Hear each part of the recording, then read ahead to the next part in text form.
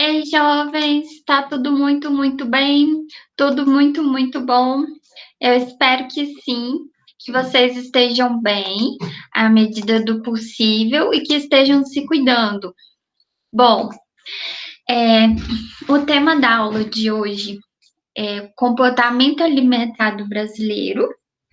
E aí, na aula de hoje, a gente vai tratar do componente curricular da BNCC, a competência 4, mais especificamente a habilidade EM13, L 66401, e em relação à grade de correção do Enem, nós vamos falar muito coisas que estão relacionadas à competência 2, que é usar conhecimentos de outras áreas para construir um texto dissertativo argumentativo.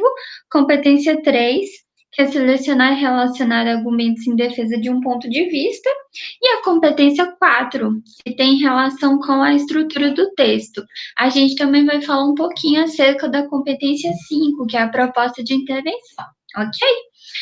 Bom, o primeiro aspecto que vocês precisam fazer é analisar o título do tema.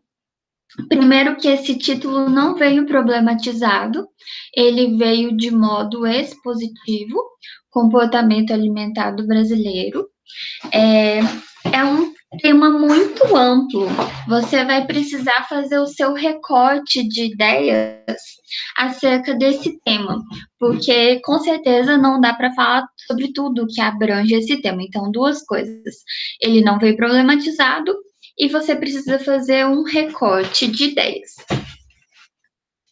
Se a gente for pensar no eixo primário desse tema, a gente tem aqui comportamento vinculado a alimentar. Não é qualquer tipo de comportamento, é o comportamento alimentar do brasileiro. Então, você pode falar da má alimentação, da questão da disponibilidade de determinados alimentos. Você pode falar, deixa eu ver, da distribuição desses alimentos, como isso se dá nas capitais, como isso se dá na região interiorana. O recorte que eu escolhi para trabalhar com vocês tem relação com a alimentação ruim do brasileiro, ok? E aí, quando você pensa em comportamento, comportamento é uma palavra com viés sociológico. E esse seria o nosso eixo primário. Quando você pensa aqui no eixo secundário, falando da questão do brasileiro, mesmo se isso não viesse escrito no título do seu texto, a gente sabe que o Enem é referente basicamente à realidade brasileira, ok? Só a respeito do tema, cuidado. O tema não tem relação com prática de exercício físico, o tema não é só sobre obesidade. Cuidado para vocês não fugirem ao tema. No contexto brasileiro, a gente tem números assustadores. 84% é a taxa de crescimento de obesidade entre adultos de 25 a 34 anos em 2018. Isso de acordo com dados do Ministério da Saúde. 81% é a taxa de crescimento de obesidade entre adultos de 35 a 44 anos em 2018. 55% da população brasileira tem excesso de peso. E de todos esses números, esse aqui é o que mais me preocupa. 33% das crianças brasileiras são obesas, de acordo com o documentário Muito Além do Peso. É um documentário excelente, eu recomendo muito que vocês vejam ele integralmente. Esse outro dado aqui é interessante também. Somente 40% dos brasileiros consomem frutas e hortaliças todos os dias, de acordo com a Folha de São Paulo em 2017. E esse número dá uma piorada quando a gente pensa em brasileiros que são abaixo de 18 anos. E aqui um dado curioso. O Brasil é o terceiro maior produtor de frutas do mundo, de acordo com a Folha de São Paulo em 2017. Poxa, se a gente produz tantas frutas assim, por que o nosso consumo não está tão bom? Por questões comportamentais, gente. Questões comportamentais.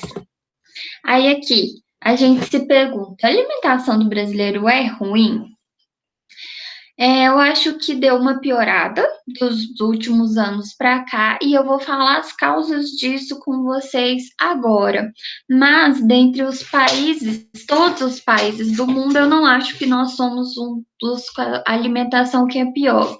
Nós temos um acesso às frutas, legumes e hortaliças, costuma ter um sacolão em quase todo bairro, pelo menos nas capitais brasileiras. Nas regiões interioranas, isso muda.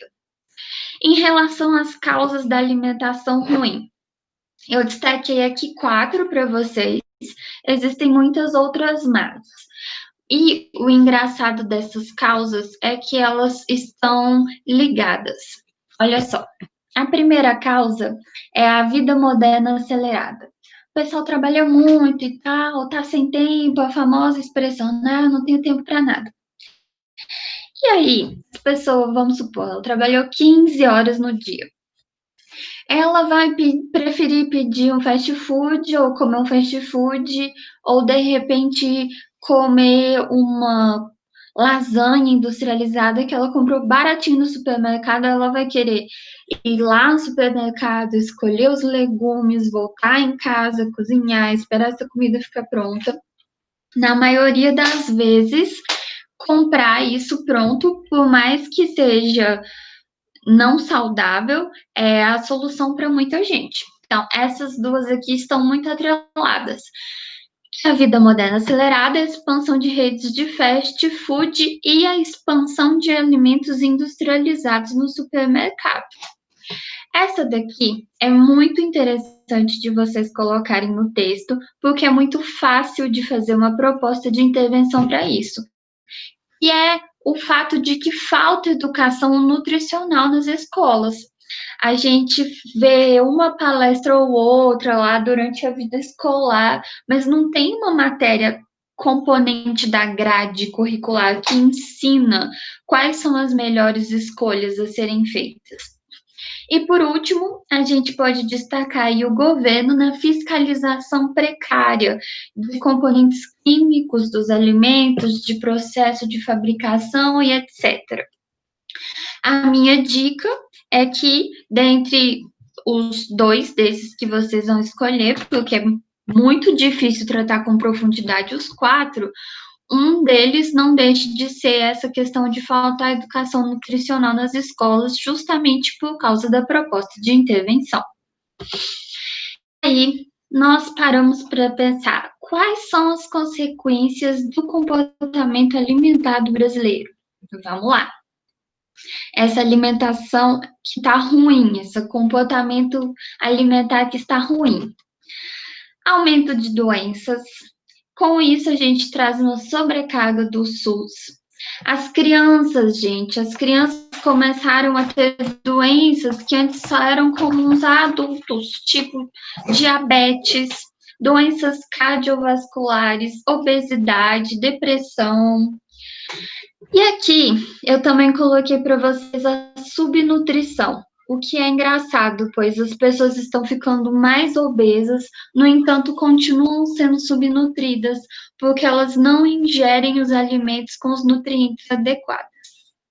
E aqui eu diferenciei obesidade de doença, porque alguns médicos e especialistas dizem que obesidade não é uma doença, obesidade é uma condição. Como tem essa dissidência no meio científico, eu trouxe essa diferenciação e expliquei para vocês, ok? Bom, de repertório sociocultural, eu sugeri 3, mas tem vários outros repertórios socioculturais que vocês podem usar. Eu sugeri Muito Além do Peso, é um documentário brasileiro feito em 2012.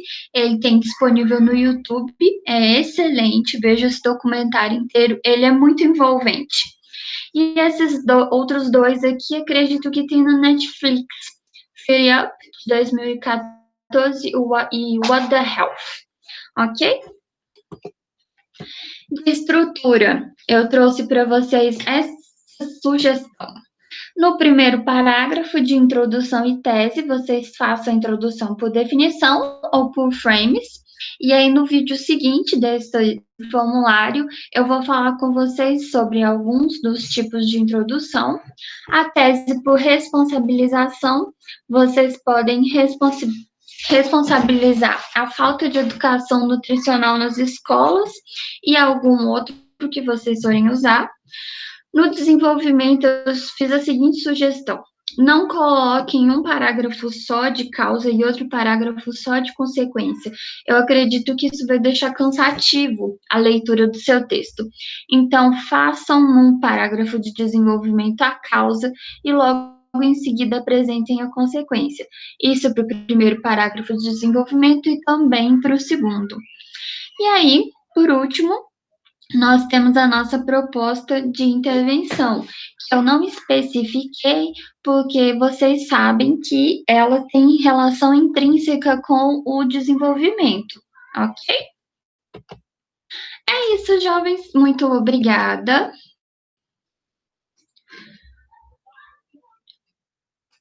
Um beijo e até nossa próxima aulinha.